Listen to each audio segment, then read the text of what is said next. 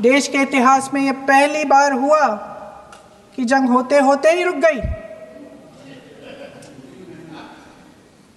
गई है जी। और इस रुकावट का ऐलान हमारी सरकार, हमारी सेना नहीं करती, अमेरिका के प्रेसिडेंट करते हैं, अमेरिका के राष्ट्रपति करते हैं।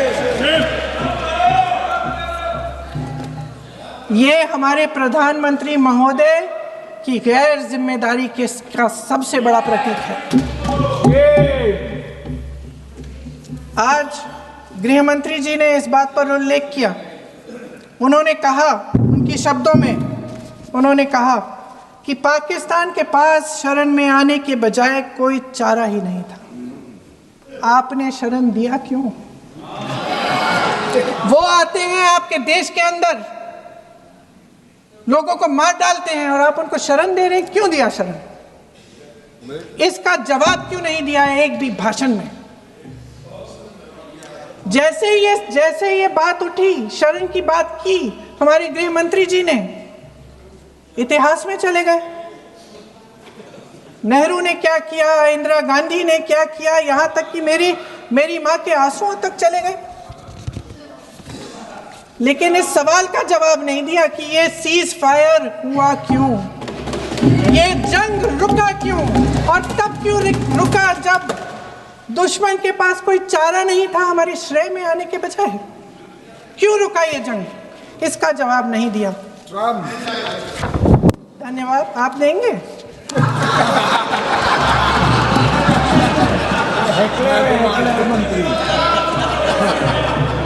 देना भाई, देना।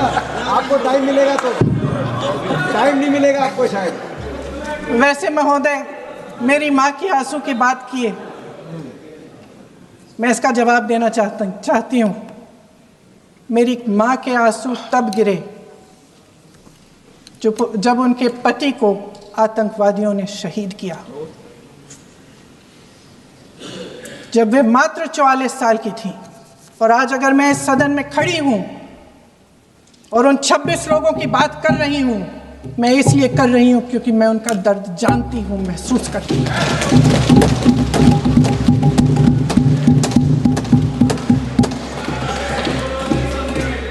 अध्यक्ष महोदय, मैंने कहा कि देश का नेतृत्व सिर्फ उपलब्धियों का श्रेय लेने से मजबूत नहीं होता। सफलता और विफलता दोनों की जिम्मेदारी लेने से बुलंद होता है। ये सोने का ताज नहीं है, कांटों का ताज है। अध्यक्ष महोदय, जब सरकार झूठी और कायर हो तो वे बहादुर से बहादुर सेना के साहस और पराक्रम को भी कमजोर कर देती है। देश को प्रतिशोध के साथ साथ सबके प्राणों की रक्षा का प्रण चाहिए। सेना की शक्ति के साथ सरकार की सच्चाई भी चाहिए। महान देशभक्त शहीद इंदिरा गांधी जी, जिन्होंने सफल कूटनीति के बल पर अमेरिका के राष्ट्रपति निक्सन का मुकाबला करके पाकिस्तान का विभाजन करवाया, बांग्लादेश बनाया, 1 लाख पाकिस्तानी सैनिकों को आत्मसमर्पण करने पर मजबूर किया, उन्होंने कभी इसका श्रेय लेने की कोशिश नहीं की। यूएपीए का चेंज किया गया, यानी अब केवल एक संगठन आतंकवादी नहीं होगा, कोई व्यक्ति आतंकवादी होगा तो उसको भी आतंकवादी माना जाएगा। एनआईए एक्ट में आतंकवाद की परिभाषा स्थापित की गई। मृत्यु दंड पर यह संशोधन किया गया कि क्षमा याचना केवल संबंधित व्यक्ति ही कर पाएगा, दूसरा नहीं कर पाएगा। आपदा के लिए विशेष धनराशि की व्यवस्था की गई और नक्सलवाद को समाप्त करने में अभूतपूर्व सफलता हमें मिली है। अभी दिसंबर के महीने में हमारे गृह मंत्री अमित शाह जी नक्सलवाद प्रभावित क्षेत्र में सीआरपीएफ के कैंप में पूरी रात गुजार कर आए हैं। जो लोग ये कहने का प्रयास करते हैं कि इसको डर और किससे, वो उससे उनको समझने का प्रयास करना चाहिए। अब वो दौर चले गए सभापति महोदय। मुझे याद है 6 अप्रैल 2010 को दंतेवाड़ा में 76 सीआरपीएफ के जवान शहीद हो गए थे और उसके बाद ऐसे समाचार आते थे कि देश के कुछ विश्वविद्यालयों में शहीद जवानों के प्रति नहीं, नक्सलवादियों के समर्थन में कार्यक्रम हो रहे थे। वो दौर अब समाप्त हो गया। अब तीसरी श्रेणी में बताना चाहता हूं, वो काम आते हैं, किए हैं गृह मंत्रालय ने, जो पिछली सरकारें कहती रही कि ये नहीं हो सकता, नहीं हो सकता, वो करके दिखाया। धारा 35A धारा 370। मैं कह सकता हूं जब सरदार पटेल गृह मंत्री थे, राज्यों का महकमा उनके पास था, वो कश्मीर की कसक जो रह गई थी, वो कसक अगर आज समाप्त हुई है तो अगस्त 2019 में अमित शाह जी के शासनकाल में वह समाप्त हुई है। मैं कहना चाहता हूं श्यामा प्रसाद मुखर्जी जी ने पहला बलिदान दिया था। रावी के तट पर 26 जनवरी 1930 को कांग्रेस के लाहौर अधिवेशन में स्वराज्य की शपथ ली गई थी, पर वो शपथ अधूरी रह गई थी।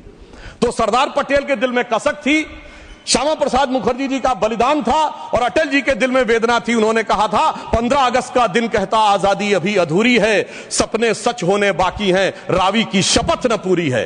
परंतु वो शपथ किसने पूर्ण की? प्रधानमंत्री श्री नरेंद्र मोदी जी के नेतृत्व में हमारे वर्तमान गृह मंत्री श्री अमित शाह जी ने उसको पूरा किया। और इसी के साथ मैं एक पंक्ति में कहना चाहूंगा, इतना बड़ा परिवर्तन भारत के इतिहास में आया कि अपनी सरकार की तरफ से और प्रधानमंत्री जी की तरफ से कि दर्द की रात गई, गम के जमाने भी गए, और मोदी जी के हिम्मत से कई दाग पुराने भी गए। इसके अलावा जो कश्मीर में बड़ा परिवर्तन आया, मैं एक उदाहरण बताना चाहता हूं। अभी हमारे साथी ने डर का उल्लेख किया, तो मैं बताना चाहता हूं 10 सितंबर 2024 को भारत के पूर्व गृह मंत्री सुशील कुमार शिंदे जी का बयान था कि मैं गृह मंत्री के रूप में जाता था तो डल लेक में मैं गृह मंत्री के रूप में होता था, और डर के मारे उनकी क्या हालत होती थी, वह शब्द संसदीय नहीं है। तो मैं अपनी स्वरचित पंक्ति में कहना चाहूंगा, हमारे साथी सब समझ जाएंगे कि लहूलुहान थी घाटी और झेलम डरी हुई थी, खामोशियां रातों की दिन में भरी हुई थी, और दहशत का था वो आलम कि डल लेक घूमने में गृह मंत्री के पग के नीचे धरती फटी हुई थी।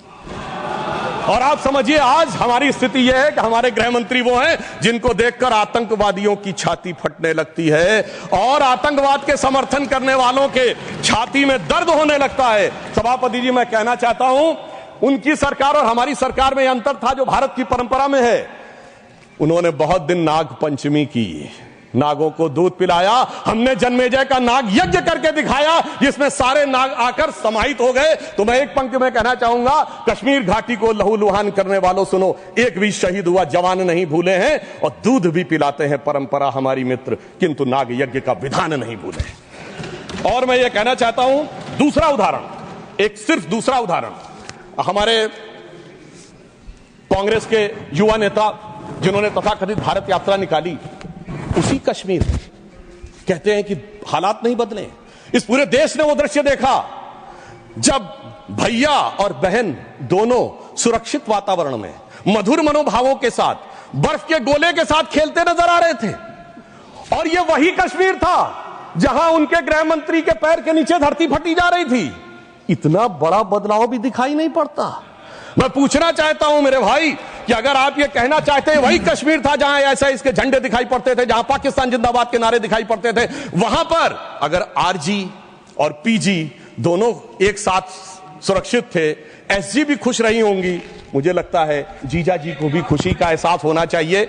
मैंने किसी का नाम नहीं लिया है, और इसके लिए गृह मंत्री जी को साधुवाद देना चाहिए कि कश्मीर में इतना बड़ा बदलाव देखने को मिला है। कम से कम इतना तो करना चाहिए। और मैं अपने साथियों से कहना चाहूंगा जो उनके नेता बोलते हैं डरो मत, हकीकत का सामना करो कि कितना बदलाव आया है, इसको स्वीकार करो, डरो मत। डरने का काम देश के विरोधियों के लिए छोड़ दो हमारी सरकार में।